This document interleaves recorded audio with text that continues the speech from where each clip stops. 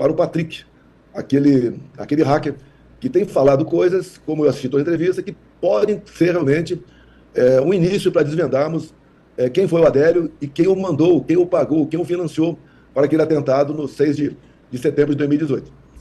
Presidente, nosso objetivo desde o início era esse. Quando o hacker Patrick Brito, numa entrevista aqui conosco, falávamos sobre questões locais. E ele citou o senhor, que havia hackeado o senhor, seus filhos, e aí o nome de Adélio Bispo, nós não podíamos fugir da possibilidade de, a partir dali, cumprir, né, com a função de jornalista e investigar.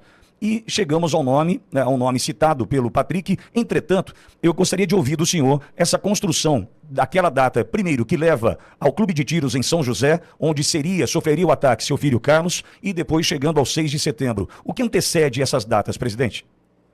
Ô, Vitória, vamos lá.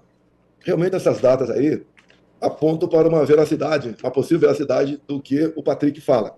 Por exemplo, se alguém for pagar alguém, um criminoso, para cometer um ato, daí ele vai ter uma orientação, né? Onde vai estar a vítima, quem é a vítima, onde estará a vítima.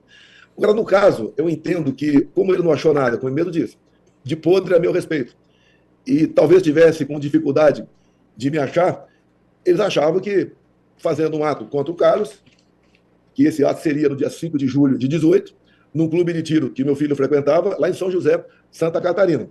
Agora, aquela pergunta, quem é que deu esse local que meu filho estaria lá nessa data? Só pode ter sido, no meu entender, alguém que nos hackeou ou alguém muito do lado da gente, o que a gente não desconfia de ninguém nesse momento. Então, entendo eu que se ele tivesse atingido o objetivo de assassinar o Carlos, talvez me tirasse da corrida presidencial, que naquele momento, em julho de 18, eu já estava muito bem. Quer dizer, a gente veio um crescente na campanha pelo Brasil todo, manifestações enormes em aeroportos, muita gente nas ruas, nos comícios nossos, coisa que é inacreditável, né?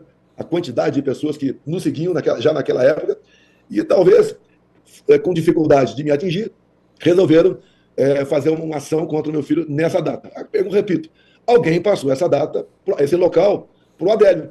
Tanto é que estava previsto meu filho estar lá nesse dia. Ou seja, certamente, nós fomos hackeados, já que ele disse que investigava eu, meus filhos, tá? E o próprio Adélio. Então, alguém passou essa informação para o Adélio, ele foi para lá. E já que o Adélio era desempregado, um pobre coitado, ele andava pelo Brasil. Quem pagou a ida dele lá para Santa Catarina? Quem pagou a ida dele para Juiz de Fora? Ele ficou numa pensão também em Juiz de Fora. Quem pagou? E uma coisa muito que ninguém explica, né? Se fosse o contrário, seria explicável, vamos assim dizer. No dia seguinte do atentado, dia 7 de setembro, é um dia onde o pessoal está em casa, vai para a praia, vai para o churrasco, vai visitar a família. Tá? 4 advogados aparecem em Juiz de Fora, um com um avião particular. Eu não quero acreditar que ele seja do grupo dos advogados samaritanos. Tá? É o que ele alegou depois, está preocupado com a vida do Adélio. Eu nunca vi ninguém fazer isso. Tá? E muita coisa aconteceu depois daquilo. Esse mesmo advogado que esteve lá, há poucas semanas, foi feita uma busca e apreensão em cima dele e foi apreendido um Porsche. Foi apreendido também o congelado, alguns milhões de reais. Ou seja, um advogado bem de vida. Além do Porsche, um avião dele também. Um avião que, com toda certeza, esse que esteve lá em Juiz de Fora. E ouvindo aqui, eu acho que foram 5 momentos que você deu espaço aí para o Patrick, o hacker que está na Sérvia, ele fala nome de pessoas, que obviamente eu sei que esses nomes existem, e todos os nomes batem, realmente. Ele apresenta notas aí de despesa obrigatória, de energia, telefone, entre outros aí, minha, do Adélio, de outros familiares meus. Então, tudo isso corrobora que realmente tem um fundo de verdade para ser investigado essa linha dele, onde ele cita um político de São Paulo, que seria o mandante. E parece, se me corrija se estiver errado, esse político, no local em São Paulo, quando se encontrou com ele a primeira vez, comprou de roupa para ele R$1.500, o equivalente a R$1.500. Exato. Bem, então o Patrick tinha nessa época 25 anos de idade, um garotão. E esse político, nós sabemos o nome que ele foi citado, grande parte do seu comportamento, do seu modo de agir. Agora, poderia, sim, uma investigação isenta, não é essa que a Polícia Federal fez, eu teria muito a falar sobre ela, mas investigação isenta, chegar à conclusão de quem foi essa pessoa que pagou R$1.500 de roupa para ele, que não tinha Pix naquele tempo, mas cartão de crédito, alguma coisa aconteceu, uma nota fiscal, R$1.500 é uma importância razoável para se comprar roupa, né? Hoje seria aproximadamente R$2.000. Então tem vários indícios que daria para seguir. Então acredito na investigação por parte do DERIT, desde, obviamente, que ele acompanhe com prioridade total essa questão. Se foi deslocado para a Polícia Federal, a PF, por 2 momentos, falou que o inquérito está concluído e ele agiu como lobo solitário. Ou seja, essa parte da Polícia Federal, não quero acusar toda a PF, já está contaminada. E olha só, é um fato que não é novo. Mas o delegado da PF, que fez o inquérito do caso Adélio, lá em Juiz de Fora, o nome dele é Rodrigo Fernandes. Ele chegou à conclusão que, então, que foi um lobo solitário. Tá? Ou seja, enterrou o inquérito. Mas, tão logo o Lula assumiu a presidência, ele foi premiado. O Rodrigo Fernandes foi premiado na frente da Diretoria de Inteligência da Polícia Federal. Ou seja, qualquer investigação vai passar por ele. A própria imprensa diz que a missão do Rodrigo na Diretoria de Inteligência da PF é investigar Jair Bolsonaro. Esse núcleo que está lá, essa diretoria que está lá, é exclusiva para investigar, para me encaverar. Então, lá qualquer denúncia anônima que se encontrar no papel na rua, o Bolsonaro deu um cascudo no marciano, eles vão investigar. O tempo todo agem dessa maneira. Basta ver a questão ridícula das baleias. Tá? Então, esse caso, no meu entender, eu acredito no Derrite, acredito aí no governador Tarcísio, eles têm como conduzir essa investigação. Agora, eu espero que eles não mandem nada para a Polícia Federal, a não ser que a PF interfira. Se a PF não interferir, o Derrite continua investigando. Escolha pessoas, eles sabem que pode haver influência em qualquer estado do Brasil, escolha pessoas realmente compromissadas com a isenção para investigar esse político de São Paulo, está bastante conhecido, tá? Qual seria a possível participação dele de verdade ou não.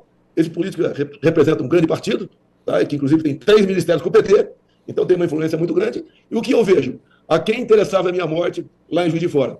Eu morrendo em Juiz de Fora, o Haddad seria presidente da República. E eu seria enterrado ainda como o responsável, o mandante da morte da Marielle Franco. É um negócio bastante... Parece um filme, né, de ficção, mas é uma realidade. O senhor enxerga a possibilidade de que a investigação sobre o atentado que o senhor sofreu tenha sido mitigada, diminuída, enfraquecida por influência de um político, ou, por exemplo, esse mencionado pelo hacker? É possível. Não há dúvida que é possível. É porque esse crime está aí sepulto. Tá? Alguém pagou para Adélio. Ele andou pelo Brasil. Ele tinha informações. Ele foi contratado, eu acho que em maio, se não me engano, segundo o Patrick, ele foi contratado em maio. Exato. E a primeira possível tentativa seria 5 de julho, lá no Clube de Tiro de São José, Santa Catarina. Então, eu acho que eles estão preocupados em abafar isso o mais rápido possível. E, obviamente, esse hacker tem seus problemas. Agora, você não ia querer uma pessoa 100% sem problemas se encarregar de fazer um trabalho desse nível. E quando você associa que ele diz que não só investigou a minha vida, como dos meus 3 filhos, 3 filhos maiores, né? O outro era menor naquela época lá, tem relação de causa e efeito, porque eu sou um cara fora do sistema. Se você for analisar a minha eleição de 2018, nenhum estrategista aí consegue entender a nossa eleição. Realmente, aí a tentativa de assassinato, o Adélio era filiado ao PSOL, não é um cara perdido por aí. E você pode ver, há poucas semanas, falaram que um grupo de pessoas queriam matar aqui o Sérgio Moro. Bem, logo depois, esse pessoal foi morto na penitenciária. O caso Adélio, no meu entender, até o Patrick falar, não tinha possibilidade de ser morto na penitenciária. Porque ele foi, no meu entender, não é Adélio em si contratado. Tem alguém do crime organizado acima da Adélio. E teria alguém mais que pode ser esse político de São Paulo, que planejou tudo isso daí. E a minha morte, né, representava muito para o Brasil, mas muito mesmo. Como, por exemplo, eles estão agora me matando politicamente e tornando inelegível. Eles não querem mais a volta de uma pessoa como eu no governo federal, para presidir o Brasil, não quer. Que nós aqui tapamos o rabo da corrupção. E quando você fala em tapar o rabo da corrupção, que voltou com tudo agora, o sistema voltou a sobreviver. Foi fechado aqui os ralos que alimentavam a corrupção no Brasil. E eles não querem mais passar por esse dissabor. Se o povo vai sofrer com corrupção, paciência. O que eles querem é continuar mandando no Brasil. E a gente vê o que acontece. O que aconteceu ao longo do mandato todo, o que vem acontecendo agora, o caso da inelegibilidade. Reuniu-se com embaixadores. Olha só, e acusação é abuso do poder político. O que influenciou nas eleições de 22? O fato de eu ter me reunido com embaixadores. Embaixador vota? Não vota? Não votam. Qual a influência deles? Nenhuma na política. E eu ali, nessa reunião com embaixadores, eu conversei sobre um inquérito. Eu não posso falar sobre esse inquérito, porque no dia seguinte da reunião, esse inquérito foi classificado como sigiloso pelo ministro Alexandre de Moraes. Então, eu discuti com embaixadores, esse inquérito que está aberto até hoje, é um inquérito que foi aberto na primeira semana de novembro de 2018, logo após o segundo turno das eleições, para apurar irregularidade nas eleições. Ou seja, por que o TSE investigou? Por que investigou? Investigou porque se eu tivesse detectado alguma irregularidade ali, eles iam cancelar, iam iam me tirar do páreo e iam dar posse ao Haddad, que foi o segundo colocado. Agora, o que acontece? Esse inquérito, se quem quiser anotar aí, 1361/2018-SR/PF/DF. Eu não posso falar sobre esse inquérito, eu tive acesso a ele.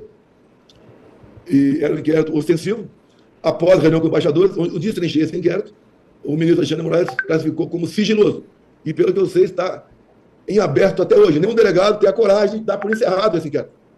Tá? E o Alexandre de Moraes classificou como sigiloso, dizendo que, ao divulgar o que está nesse inquérito, colocar-se-ia em risco a segurança eleitoral. A gente volta, peraí, mas não é tudo lá seguro? Por que mostrando esse inquérito? E nós só tivemos acesso a esse inquérito porque, em 21, estávamos sendo discutindo a PEC do voto impresso, e daí apareceu esse inquérito, que foi entregue pelo próprio delegado, lá o primeiro, lá atrás, que conduziu esse inquérito, e entregou mediante ofício, não tem nada escondido. E chegou para mim, e depois chegou para nós, e no dia seguinte a reunião com embaixadores, e foi classificado como sigiloso. O inquérito secreto, linguajar mais comumente conhecido aí. Agora, tudo é secreto. Você não pode saber de nada. Eleições, todo mundo diz, todas as autoridades dizem, que ela se prima por transparência, por segurança, responsabilidade.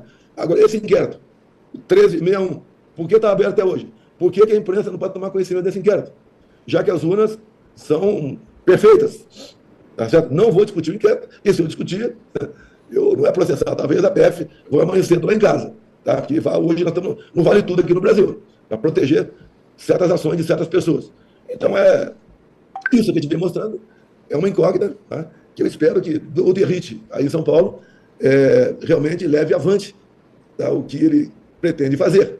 E deixar claro, quando ele falou aí que para alguém de vocês, ou para um terceiro, que os papéis que para chegar até as mãos dele passam por 10 mãos, é verdade, comigo também. Todo lugar que eu ia, com o ritmo é diferente, né, com menor intensidade, o pessoal bota papel para ele. Ele vai dar para alguém analisar esse papel, investigar, e se tiver algo de concreto ali, de grave, daí chega na mão do Derrite. Esse caso está com o Derrite, e pode ter certeza, eu acredito nele. E só peço a ele uma coisa publicamente, né? Que não mande para a PF. Se mandar, simplesmente pedir para que seja enterrado de novo. Logicamente, se a PF pedir, daí ele manda. Se não pedir, continue.